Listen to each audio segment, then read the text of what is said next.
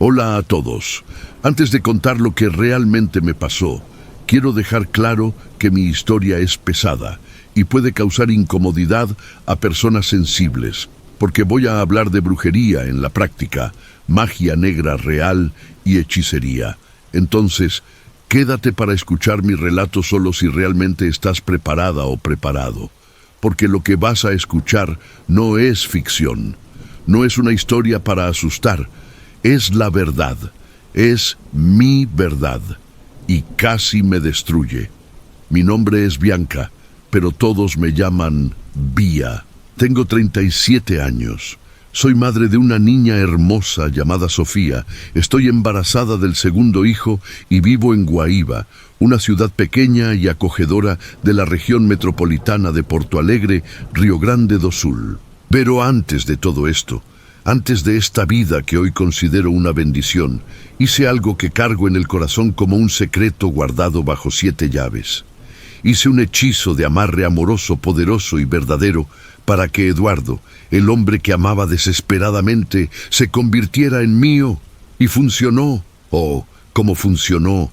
Solo que la vida tiene una forma perversa de cobrarnos por los atajos que tomamos, por las sombras que invocamos. Todo lo que brilla no siempre es oro, y todo lo que parece ser respuesta puede ser en realidad una maldición disfrazada de bendición.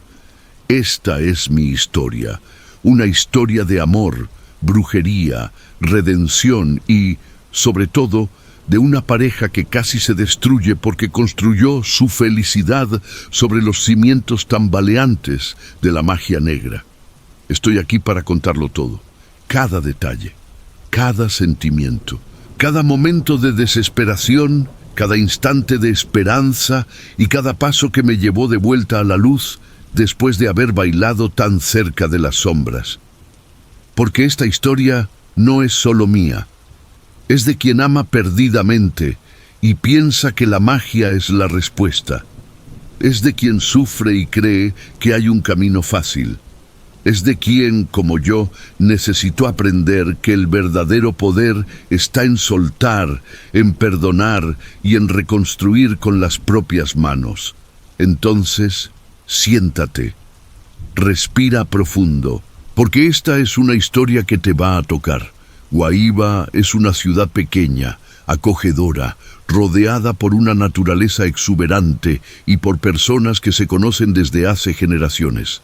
Nací allí en 1987, hija de María Elena y Roberto, una pareja simple que trabajó toda la vida para dar lo mejor a sus 3 hijos.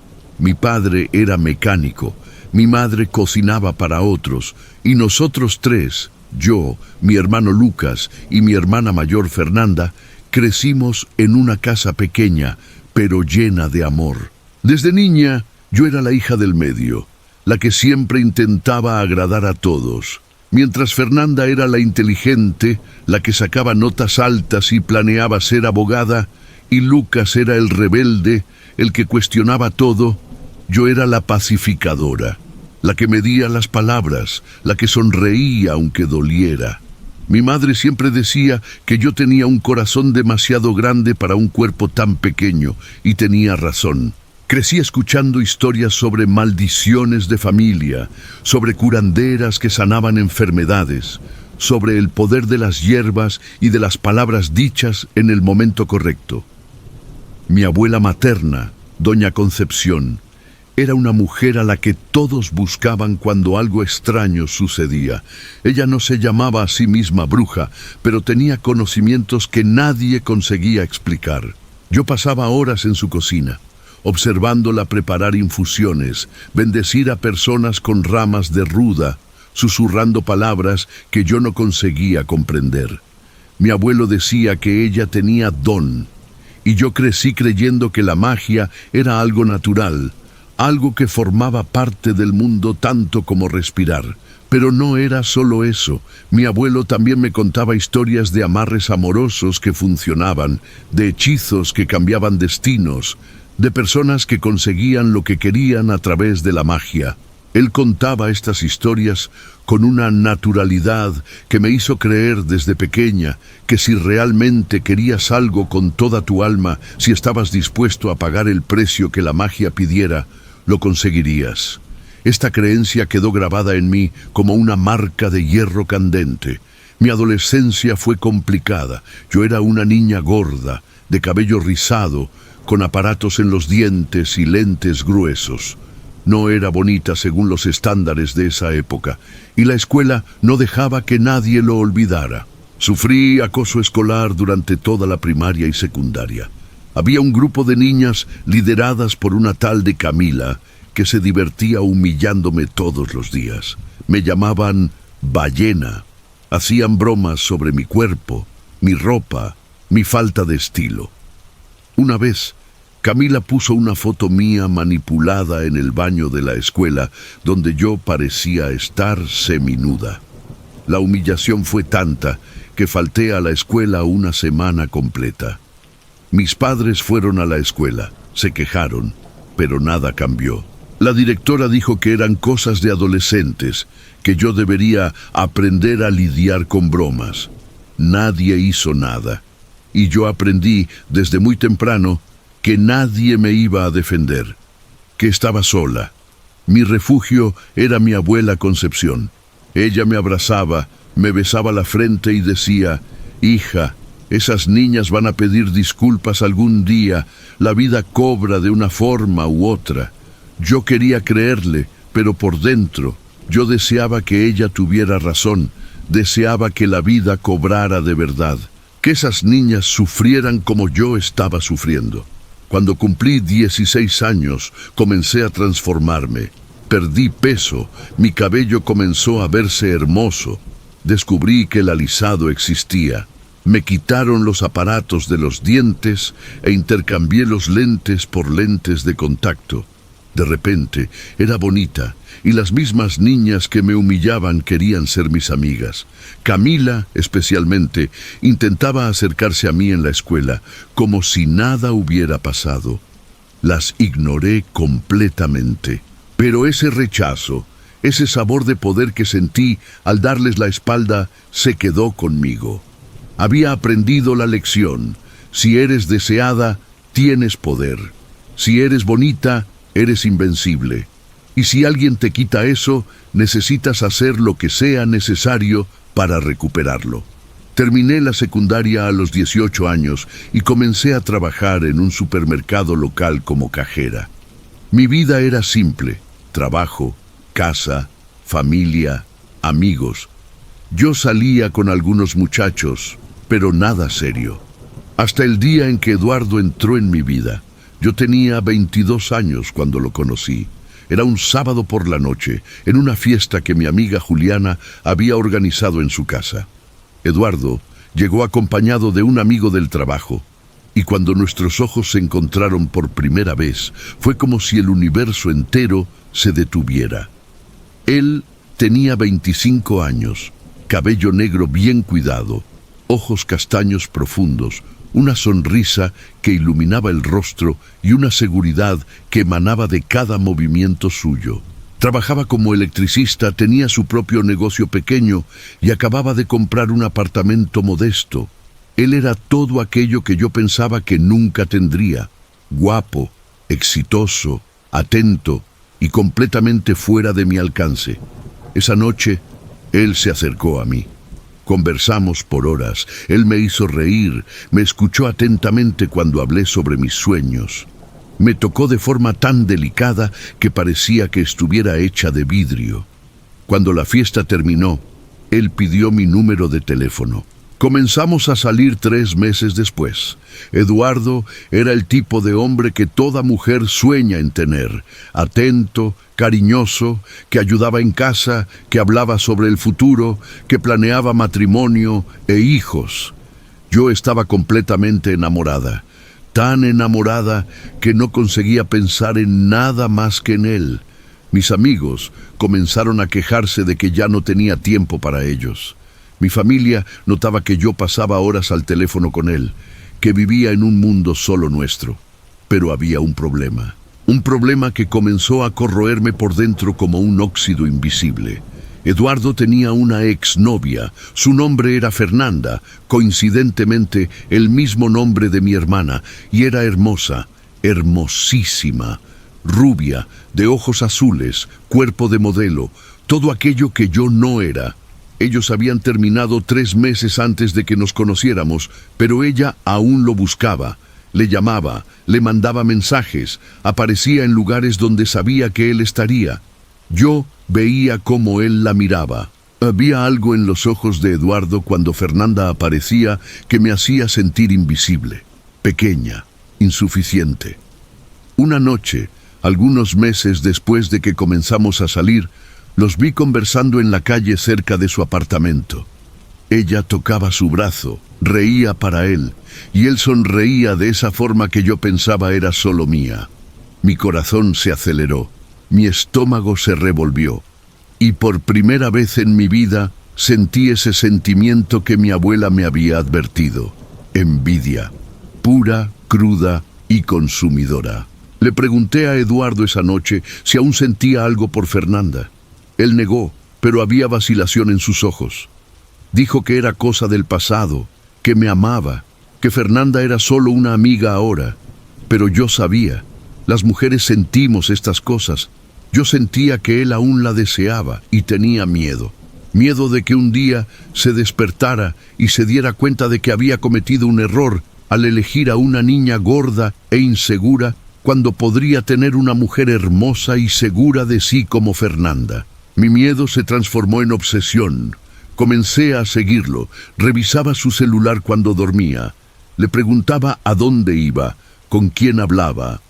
Eduardo comenzó a quejarse de que yo era posesiva, celosa, controladora. Pero él no entendía. Yo no era así por naturaleza, yo era así porque tenía miedo, porque sabía, en el fondo de mi alma, que él podría dejarme en cualquier momento. Pasaron 2 años. Eduardo y yo continuábamos juntos, pero la relación estaba cada vez más tensa. Él se quejaba de mis celos, yo me quejaba de su falta de atención.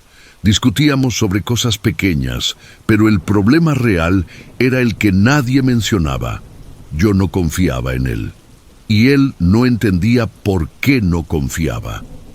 Entonces, un día, todo cambió. Yo estaba trabajando en el supermercado cuando recibí una llamada de una amiga del trabajo de Eduardo. Ella dijo, con ese tono de quien está pasando un chisme importante, que había visto a Eduardo saliendo de un motel con una mujer rubia. Mi mundo se desmoronó, literalmente se desmoronó.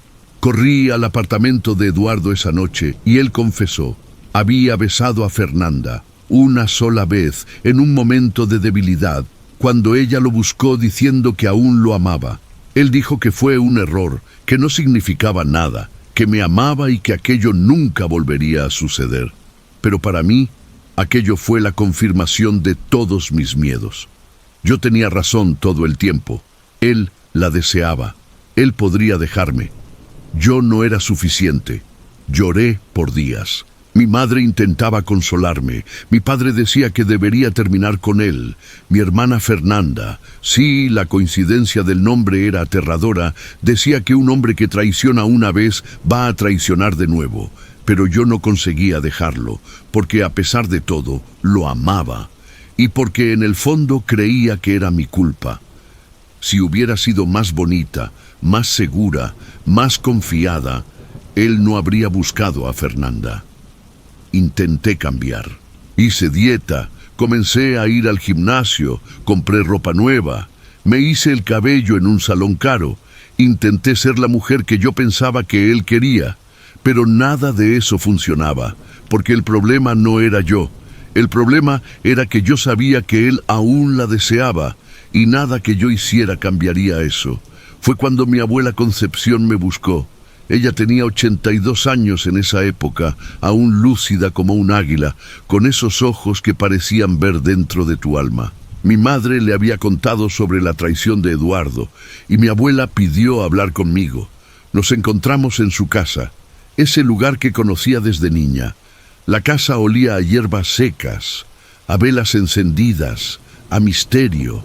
Ella me hizo un té de manzanilla con miel, y mientras yo bebía, ella me contó historias de mujeres que habían perdido a sus hombres con otras, historias de amarres que funcionaban, historias de magia que tenía el poder de cambiar destinos. Hija, ella dijo tomando mi mano con esas manos arrugadas pero fuertes, el corazón de un hombre es como un pájaro.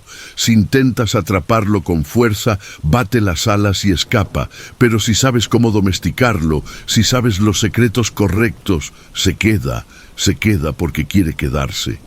Yo pregunté cómo.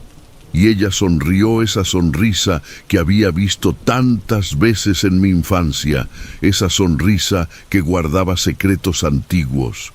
Hay maneras, ella dijo, maneras que tu abuela conoce. Esa noche, mi abuela Concepción me enseñó sobre amarre amoroso.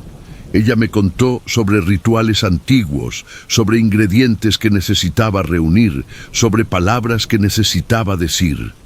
Ella me dijo que la magia no era cosa del diablo, como la iglesia predicaba, sino un arte antiguo, un conocimiento que las mujeres de nuestra familia guardaban desde hace generaciones. Tus ojos, ella dijo, tienen el poder de una bruja.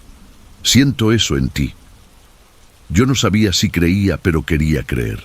Porque creer significaba que había esperanza. Significaba que yo podría hacer algo para cambiar mi situación. Significaba que no era solo una víctima pasiva del amor de Eduardo por Fernanda. Mi abuela me dio un papel con instrucciones, ingredientes, palabras, fechas específicas para realizar el ritual. Ella me dijo que necesitaba algo que le perteneciera a Eduardo, algo que él usara cerca del cuerpo. Un cabello, una prenda de ropa, cualquier cosa que tuviera su esencia. Pero abuela, yo pregunté, ¿y si esto sale mal? ¿Y si esto lo daña a él? Ella me miró a los ojos con una intensidad que me hizo erizar la piel. Hija, la magia no es correcta ni incorrecta. La magia es solo una herramienta. Lo que la hace correcta o incorrecta es la intención de quien la usa. ¿Quieres dañar a Eduardo o quieres que te ame? Yo quiero que me ame, yo susurré. Entonces no hay nada de malo en eso, ella respondió. Pero había algo muy malo en eso, y yo lo sabía. Pero estaba tan desesperada, tan asustada de perder a Eduardo, que decidí ignorar esa voz pequeña dentro de mí que susurraba advertencias. Decidí hacer el hechizo. Pasé 2 semanas reuniendo los ingredientes. Algunos eran fáciles de encontrar: sal gruesa, miel, velas rojas y blancas, romero y ruda. Otros eran más difíciles. Mi abuela había mencionado que necesitaría un cabello de Eduardo, algo que él usara cerca del cuerpo, y una foto suya. El cabello fue fácil. Una noche, mientras Eduardo dormía, simplemente arranqué uno de su cabeza. Él no se despertó. La foto fue fácil también. Tenía varias. Lo que fue difícil fue la ropa. Mi abuela había dicho que necesitaba ser algo que él usara cerca del corazón, algo que él hubiera usado por muchos días seguidos. Yo sabía que él tenía una cadena de oro que usaba desde los 18 años, un regalo de su madre. Nunca se la quitaba, pero yo no conseguía quitársela sin que él se diera cuenta. Entonces, una noche, cuando él estaba en la ducha, entré al baño y le quité la cadena del cuello. Mi corazón se aceleraba mientras hacía esto. Me sentía como una ladrona, porque es eso lo que era, una ladrona de secretos, una ladrona de privacidad, una ladrona de libre albedrío. Puse la cadena en una caja de zapatos debajo de mi cama. Esa noche, Eduardo me preguntó si había visto su cadena. Yo mentí y dije que no. Él buscó por toda la casa, desesperado, porque esa cadena era importante para él. Él dijo que se sentía desnudo sin ella. Mi corazón dolía mientras lo veía buscar, pero yo no podía devolverla. Yo necesitaba esa cadena para el hechizo. Mi abuela había mencionado un último ingrediente, algo que ella llamaba sangre de la intención. Ella explicó que era mi sangre, recogida durante mi ciclo menstrual, porque en ese momento mi cuerpo estaría en su pico de poder femenino. Yo debería recoger algunas gotas en un frasco de vidrio y guardarlo. Todo aquello parecía tan antiguo, tan primitivo, tan malo, pero yo estaba determinada, yo estaba desesperada, y la desesperación es un combustible muy poderoso. Mi amiga Juliana comenzó a notar que algo estaba extraño conmigo. Ella me preguntaba si estaba bien, si había algo que ella pudiera hacer. Juliana era una de las pocas amigas que aún tenía, porque había alejado prácticamente a todas las otras para estar más cerca de Eduardo. Ella era una mujer sensata, práctica, que no creía en nada sobrenatural. Si le contaba lo que estaba planeando hacer, me llamaría loca. Entonces mentía. Decía que estaba bien, que era solo estrés del trabajo, que pronto pasaría, pero no pasaba. La obsesión crecía dentro de mí como una planta venenosa, tomando control de cada pensamiento, cada acción. Yo investigaba sobre amarre amoroso en Internet. Esto era 2009, e Internet aún era lento, pero yo tenía acceso. Leía historias de mujeres que habían hecho hechizos y habían recuperado a sus hombres. Leía también historias de mujeres que habían hecho hechizos y todo había salido mal, que sus hombres habían enfermado, que ellas mismas habían enloquecido. Pero yo ignoraba esas historias.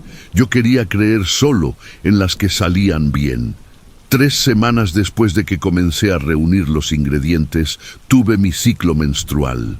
Recogí algunas gotas de sangre en un frasco de vidrio, como mi abuela había instruido. Mi cuerpo entero temblaba mientras hacía esto.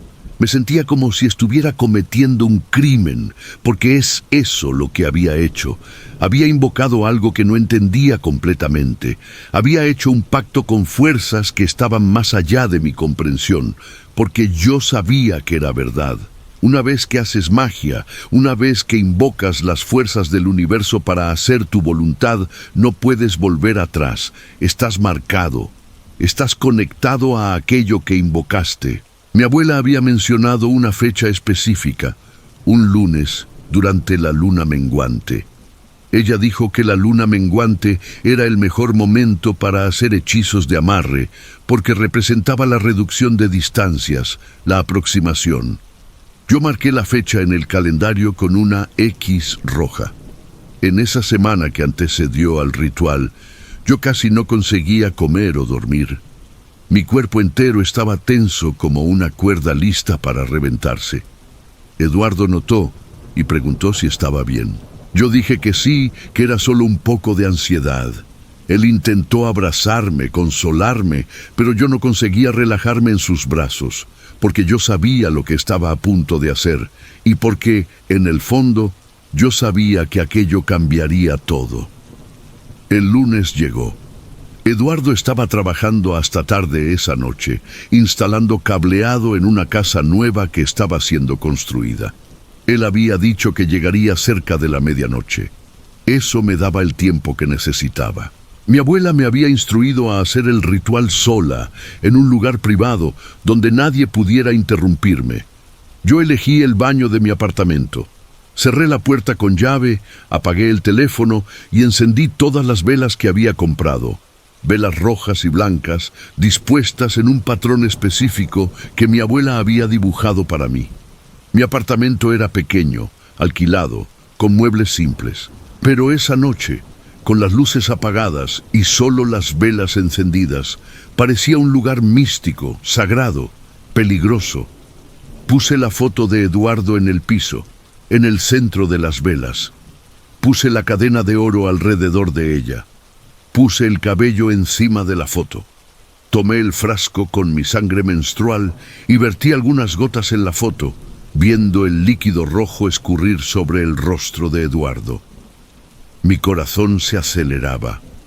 Mi respiración era superficial. Me sentía como si estuviera en un trance, como si ya no fuera yo quien estaba controlando mi cuerpo. Entonces comencé a recitar las palabras que mi abuela me había enseñado. palabras en portugués antiguo, palabras que yo no entendía completamente, pero que mi abuela había dicho que venían de un conocimiento muy antiguo, de tiempos en que la magia era hecha por mujeres sabias, por curanderas, por aquellas que conocían los secretos del universo, por la luna que mengua, por la fuerza que en mí habita, por la esencia que aquí está presente. Yo amarro el corazón de Eduardo al mío, que él me vea como su única opción, que me ame con la misma intensidad con que yo lo amo, que ninguna otra mujer pueda ocupar el lugar que es mío, que él sea mío, completamente mío, para siempre mío. Yo repetía estas palabras 1, 2, 3 veces. Mi voz se hacía cada vez más fuerte, más segura, más poderosa. Y mientras yo hablaba, sentía como si algo dentro de mí despertara, como si una parte de mí que había estado durmiendo de repente abriera los ojos. Mi abuela había mencionado que, durante el ritual, yo podría sentir cosas extrañas, que el aire a mi alrededor podría volverse más pesado, que yo podría escuchar sonidos que no existían, que podría sentir una presencia. Ella había dicho que aquello era normal, que era solo la magia manifestándose. Y era verdad. Conforme yo continuaba recitando las palabras, sentía como si la temperatura del baño disminuyera, como si el aire se volviera más denso. Escuchaba susurros que no conseguía comprender completamente, pero que parecían estar a mi alrededor, como si hubiera otras entidades presentes en el baño conmigo. Mi cuerpo entero temblaba, el sudor escurría por mi frente a pesar del frío. Yo quería parar, quería salir de ese baño, quería olvidar todo aquello, pero no conseguía. Era como si esas palabras tuvieran vida propia, como si ellas me controlaran y no lo contrario. Entonces, de repente, todas las velas se apagaron al mismo tiempo. No fue el viento. Las ventanas estaban cerradas. No fue nada físico. Simplemente se apagaron, como si alguien las hubiera soplado todas de una sola vez. Quedé en completa oscuridad. Mi corazón se aceleró. Mi cuerpo entero estaba cubierto de sudor frío. Intenté encender la luz del baño, con las manos temblando tanto que casi me caigo. Cuando la luz se encendió, la cadena de oro de Eduardo había desaparecido. Busqué por todas partes, revisé el piso, la rejilla del lavamanos, detrás del inodoro, nada. La cadena había simplemente desaparecido. Y la foto de Eduardo estaba quemada. No había fuego, no había nada que pudiera haber quemado esa foto, pero estaba completamente quemada, reducida a cenizas. Mi cuerpo entero comenzó a temblar incontrolablemente. Me sentí como si hubiera cometido un crimen, porque es eso lo que había hecho. Había invocado algo que no entendía completamente. Había hecho un pacto con fuerzas que estaban más allá de mi comprensión. Limpié todo rápidamente. Puse las velas en una bolsa y las tiré a la basura. Limpié el piso del baño, removí cualquier evidencia del ritual. Cuando Eduardo llegó a casa media hora después, yo estaba acostada en la cama, fingiendo dormir. Él entró al dormitorio, me besó la frente delicadamente y fue a tomar una ducha. Me quedé despierta toda la noche, esperando algo, esperando que algo sucediera, esperando que me despertara y me diera cuenta de que todo había sido un sueño. Pero no fue un sueño. Había sucedido de verdad. En los días siguientes al ritual, comencé a notar cambios extraños en Eduardo. Él comenzó a llamarme constantemente. Llamaba del trabajo para saber qué estaba haciendo, si había comido, cuándo llegaría a casa. Esto era extraño, porque Eduardo nunca había sido así. Él era un hombre independiente, que respetaba mi espacio, pero de repente estaba obsesionado en estar cerca de mí. Él comenzó a traerme regalos. Flores, chocolates, perfumes, cosas caras que él normalmente no gastaría. Él decía que era porque me amaba, pero había algo de desesperado en aquello, algo que me hacía sentir incómoda. Más extraño aún, Él dejó de hablar sobre Fernanda completamente, como si ella hubiera desaparecido de su vida. Cuando la encontrábamos en la calle, él ni siquiera la miraba. Era como si ella fuera invisible para él. Mi corazón debería estar feliz, debería estar celebrando. Después de todo, aquello era exactamente lo que yo quería, pero no estaba. Porque había algo de malo en aquello, algo que no era natural. Era como si Eduardo estuviera siendo controlado por algo que no conseguía controlar. Una noche, cerca de una semana después del ritual, Eduardo me despertó en medio de la noche. Él estaba sudando, temblando, con los ojos abiertos pero sin realmente ver. Él susurraba mi nombre repetidamente, como si estuviera en un trance. Intenté despertarlo, pero no despertaba. Estuvo así por algunos minutos, hasta que finalmente sus ojos se enfocaron en mí. ¿Vía? Él preguntó confundido. Estoy aquí, yo dije, mi corazón acelerado. Estabas teniendo una pesadilla, pero él no se acordaba de la pesadilla.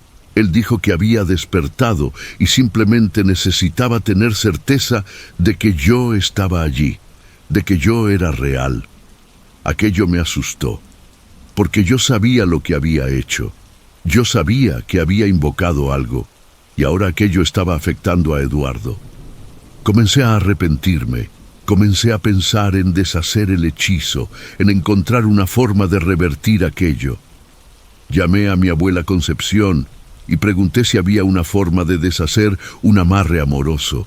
Hija, ella dijo con esa voz calma y sabia, cuando amarras un corazón, creas un vínculo. Ese vínculo no desaparece fácilmente, se queda, siempre se queda. Pero ¿y si es dañino? Yo pregunté desesperada. ¿Y si está dañando a Eduardo? Había una pausa del otro lado de la línea. El silencio de mi abuela Concepción era más pesado que cualquier respuesta que ella pudiera dar. Yo podía casi sentir el olor de las hierbas secas y el humo de incienso viniendo del teléfono, como si la propia casa de ella estuviera advirtiéndome. Hija, ella finalmente dijo, y su voz estaba más grave, más cargada de una sabiduría ancestral que yo nunca había escuchado antes. La magia, una vez lanzada, es como una semilla plantada. Ella crece, se desarrolla, y no siempre podemos controlar la forma en que sus raíces se esparcen. Lo que pediste fue amor, y te dio amor. Pero el amor forzado, Vía, nunca es puro, viene con un precio, y ese precio muchas veces es pagado por ambos. Mis manos temblaban tanto que casi dejo caer el teléfono. ¿Pero qué hago, abuela? Yo no quería que él enfermara, yo solo quería que me amara. Lo que está hecho, ella respondió, y había una resignación en su voz que me heló la espina. Invocaste fuerzas, Vía, y esas fuerzas tienen su propia voluntad. Ellas no distinguen entre lo que es bueno y lo que es malo para nosotros, solo cumplen lo que fue pedido. El vínculo está creado. Ahora necesitas aprender a vivir con él o a desatarlo de una forma que no sea la tuya. Desatarlo de una forma que no fuera la mía. Esas palabras resonaron en mi mente por días, semanas. Yo no entendía lo que ella quería decir, pero el miedo se instaló en mí como un parásito, creciendo cada día.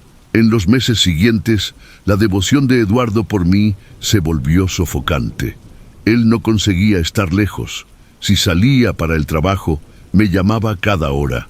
Si iba a visitar a mi madre, él aparecía sin avisar, diciendo que me extrañaba. Él me seguía con los ojos por la casa como si yo fuera a desaparecer en cualquier momento. No era el amor que yo soñaba, era una posesión, una sombra que me seguía a donde quiera que fuera. Y sus pesadillas empeoraron. Casi todas las noches él despertaba gritando, sudando frío, con los ojos desorbitados. Él nunca se acordaba de lo que soñaba, pero la angustia en su rostro era palpable. Él decía que sentía una presencia, algo pesado y frío, que lo observaba mientras dormía. Yo intentaba consolarlo, pero por dentro yo sabía que era mi culpa. Yo había invocado esa presencia. Lo más aterrador era que yo también comencé a tener pesadillas. Soñaba con sombras oscuras persiguiéndome, con voces susurrantes que hablaban en una lengua que yo no entendía, pero que me llenaban de terror. Soñaba con la cadena de oro de Eduardo, brillando con una luz roja y pulsante, jalándome hacia un abismo.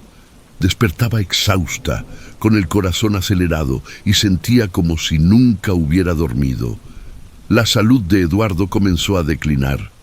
Él estaba siempre cansado, con ojeras profundas, perdió peso rápidamente y su piel adquirió un tono pálido y enfermizo. Él comenzó a tener dolores de cabeza constantes que ningún remedio parecía aliviar. Los médicos no encontraban nada mal en él.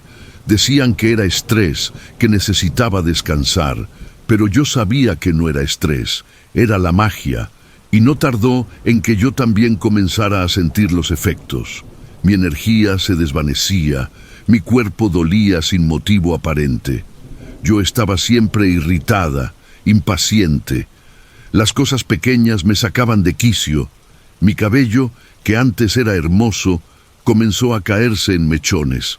Mi piel se volvió opaca y yo sentía una tristeza profunda, una melancolía que no conseguía explicar. Era como si la alegría hubiera sido succionada de mí.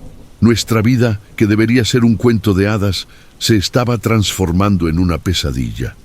Eduardo, antes tan vibrante y lleno de vida, era ahora una sombra de sí mismo.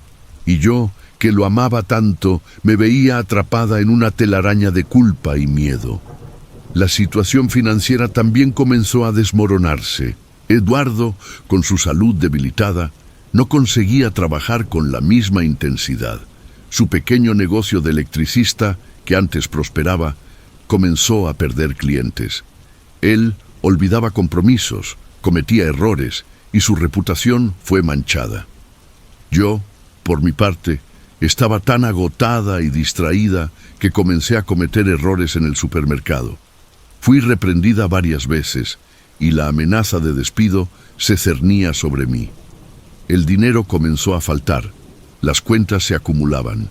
Ese apartamento modesto que Eduardo había comprado con tanto orgullo y que ahora era nuestro hogar, comenzó a parecer una prisión. Las discusiones se volvieron más frecuentes, más amargas. El amor que yo había forzado a existir se estaba transformando en resentimiento. Una noche, después de una discusión particularmente fea sobre las cuentas, Eduardo me miró con un odio en los ojos que nunca imaginé ver. «No sé qué está pasando con nosotros, Vía», él dijo, la voz ronca de rabia y frustración. «No te reconozco más, y no me reconozco. Siento como si estuviera atrapado, como si no tuviera control sobre mi propia vida». Sus palabras me golpearon como cuchillos. Él estaba atrapado a mí por mi culpa.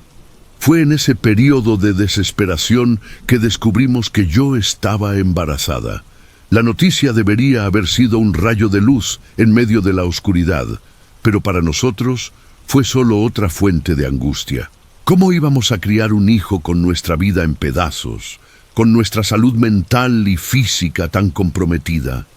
El embarazo fue difícil desde el principio. Yo estaba siempre enferma, débil, con sangrados inexplicables. Los médicos no sabían qué decir.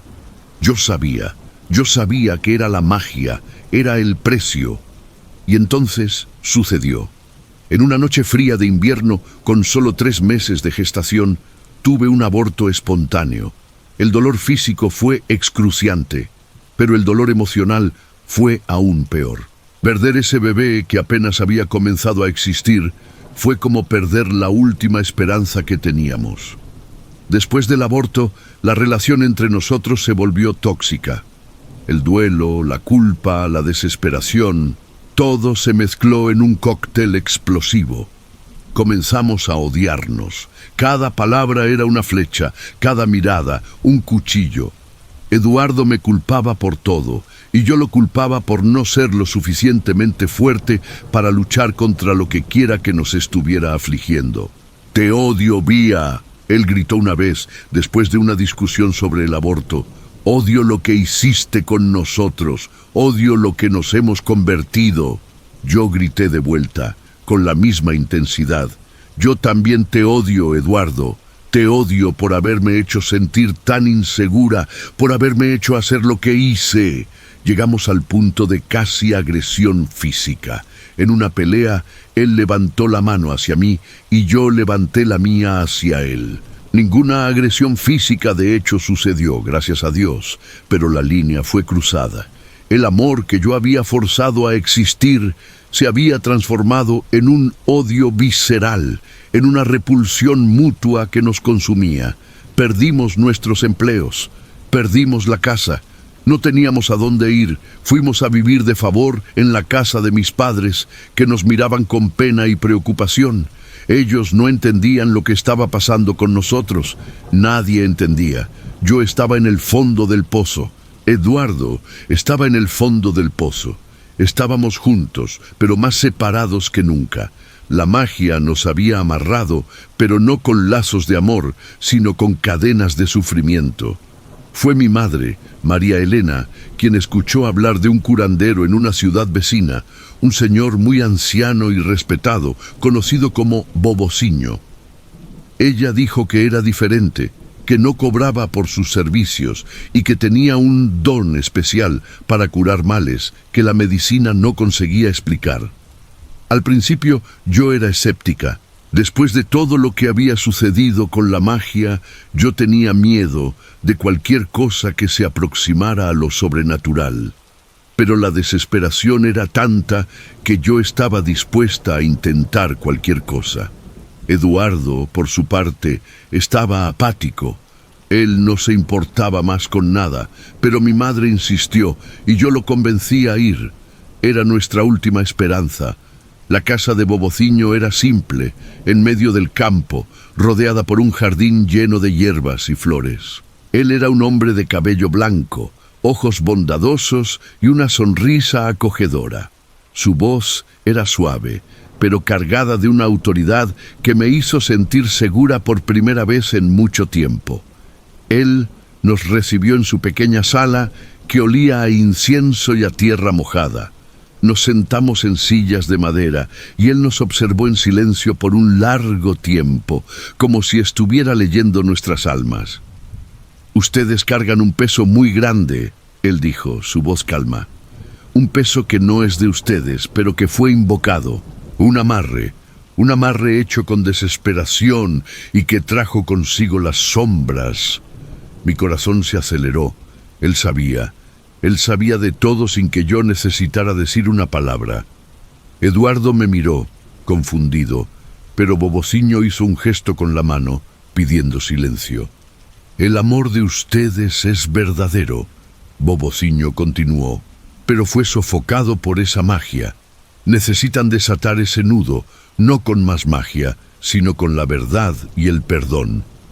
Él nos explicó que haríamos un tratamiento espiritual.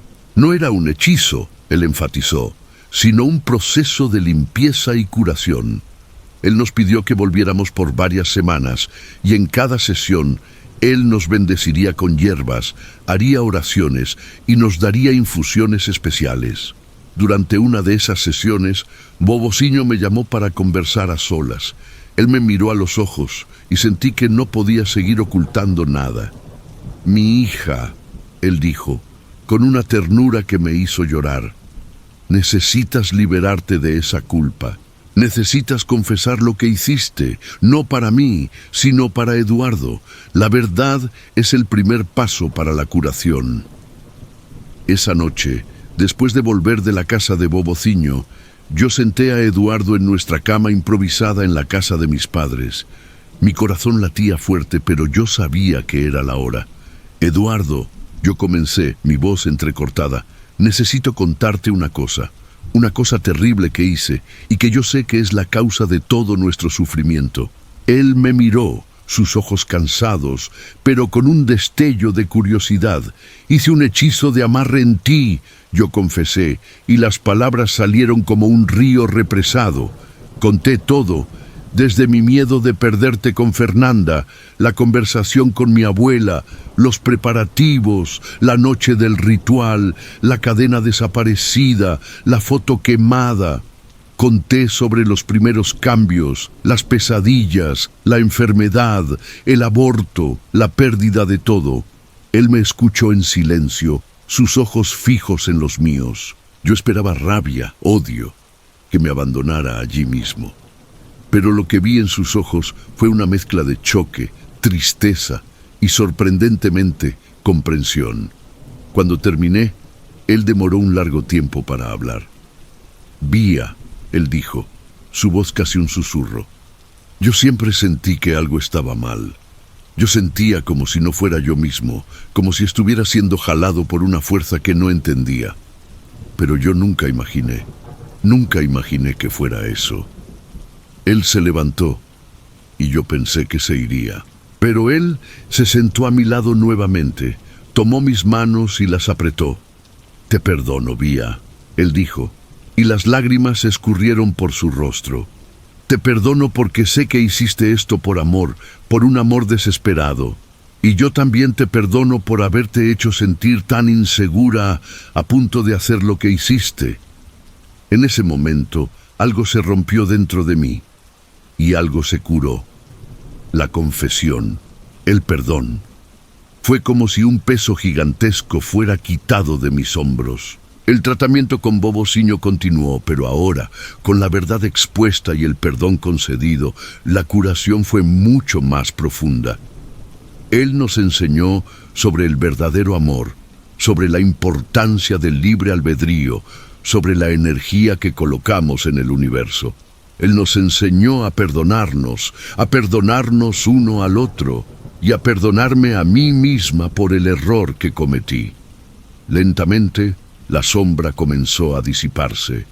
Las pesadillas disminuyeron, después pararon. La salud de Eduardo comenzó a mejorar. La mía también. La energía volvió a nuestros cuerpos y la alegría que parecía habernos abandonado para siempre comenzó a retornar.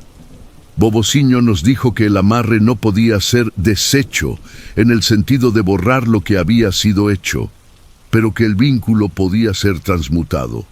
El amor forzado podía transformarse en amor verdadero si estábamos dispuestos a trabajar por eso, a reconstruir sobre cimientos de verdad y respeto. Y eso fue lo que hicimos. Comenzamos de cero. Eduardo consiguió un nuevo empleo como electricista en una empresa más grande, y yo volví a trabajar en un pequeño comercio local. Alquilamos un apartamento simple, pero que era nuestro, construido con nuestro sudor y nuestro esfuerzo. Nuestra relación fue reconstruida ladrillo por ladrillo. Aprendimos a comunicarnos, a confiar uno en el otro, a respetar nuestros espacios. El amor que renació entre nosotros era diferente del amor de antes. Era más maduro, más fuerte, más real. No era un amor de posesión, sino un amor de asociación, de complicidad. 2 años después de todo el sufrimiento, quedé embarazada nuevamente. Esta vez, el embarazo fue tranquilo, lleno de alegría y esperanza. Y 9 meses después, nuestra hermosa hija, Sofía, nació. Ella es la prueba viva de que el amor verdadero puede superar cualquier oscuridad, cualquier error. Hoy, Sofía tiene 5 años y estoy embarazada de nuestro segundo hijo, un niño que debe llegar en algunos meses. Vivimos en Guaíba, en una casa simple pero llena de amor y risas. Eduardo es un padre y esposo maravilloso, y yo soy una madre feliz y realizada. La cicatriz del amarre aún existe, por supuesto. Es un recordatorio constante del precio de la desesperación, de la ilusión de que podemos controlar el destino. Pero es también un recordatorio de nuestra resiliencia, de nuestra capacidad de perdonar y de reconstruir. Mi abuela Concepción falleció algunos años después, en paz. Nunca más hablamos sobre el hechizo, pero yo sé que ella, a su manera, también buscó la redención. Esta es mi historia. Una historia de cómo yo bailé con las sombras, pagué un precio altísimo, pero al final encontré la verdadera luz. Porque el amor de verdad, no necesita hechizos, solo necesita verdad, perdón y el coraje de ser quien realmente eres.